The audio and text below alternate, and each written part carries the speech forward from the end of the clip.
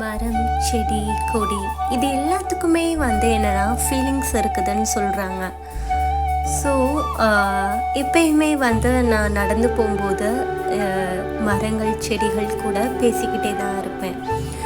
So நான் இந்த விஷயத்த என்னோட குழந்தைக்கும் சொல்லி கொடுத்தேன்.